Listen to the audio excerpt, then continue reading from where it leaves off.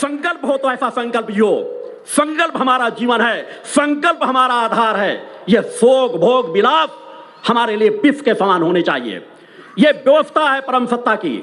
हम काम क्रोध लोभ मोह को किसी को नष्ट नहीं कर सकते, मगर उसे अपने वशीभूत कर सकते हैं।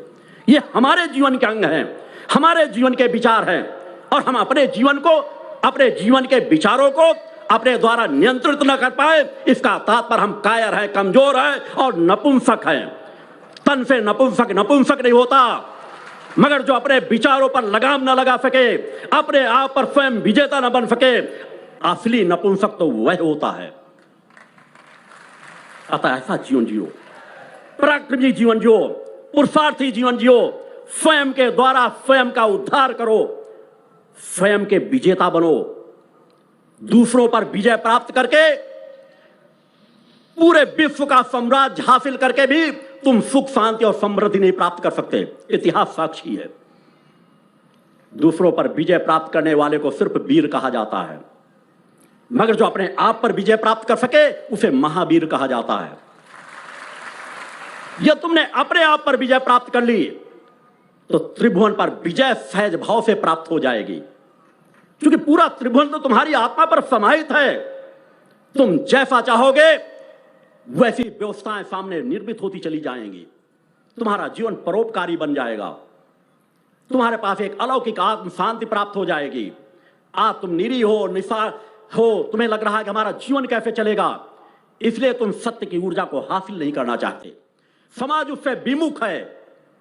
आवश्यकता है एक बार उस परम सत्ता के चरणों पर आओ, उस परम सत्ता का सच्चे मन से स्मरण करो, माता आदि सती जगजननी जगदम्बा का ध्यान करो, सच्चे मन से अबोध शिशु बन करके।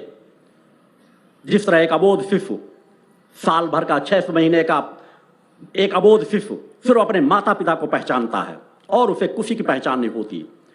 माता पिता से दूर करना चाहो, अच्छे से अच्छे खिलौने दे दो, अच्छे से अच्छे खाने की चीजें दे दो, मगर उनके बदले वो सबको ठुकरा देता है कि नहीं, माता की गोदी से मुझे दूर मत करो, पिता की गोदी से मुझे दूर मत करो। वह सब चीजों को फेंक देता है। जिस दिन वह शिशु के समान का भाव तुम्हारी मां की भक्ति में आ गया, उस दिन तुम्हें कोई पतन के मार्ग पर बढ़ा नहीं सकता। उसी दिन से तुम्हारे सत्य पथ की यात्रा प्रारंभ हो जाती है।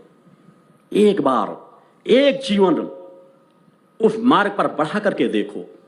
एक बार विचारों की स्थिति पर आकर के खड़े हो जाओ। तुम्हारे अपने अंदर के विचार हैं, तुम्हारे अंदर के विचार अगर तुम बुद्धि से उस पर लगाम नहीं लगा पाते हो तो तुम्हारी अपनी सबसे बड़ी कमजोरी है। तुम किससे लाभ चाहते हो?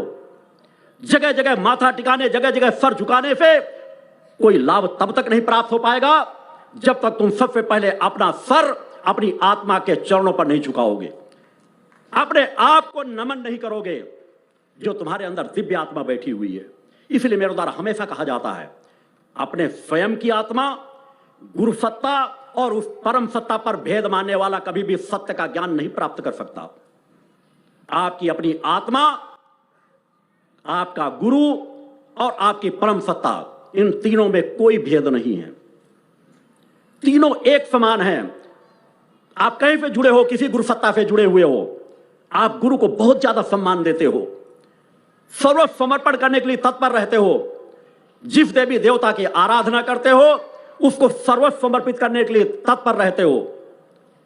वही तत्परता जिस दिन तुम्हारे अंदर अपनी आत्मा के प्रति आ जाएगी कि मेरे अंदर भी गुरु तत्व बैठा हुआ है, मेरे अंदर भी आत्म तत्व बैठा हुआ है, इस आत्म तत्व को मुझे निखारना है, इस आत्म तत्व के माध्यम से गुरु तत्व कार्य करेगा, इस आत्म तत्व के माध्यम से परम सत्ता कार्य करेगी, मुझे अपने द्वार तो खोलने ही पड़ेंगे।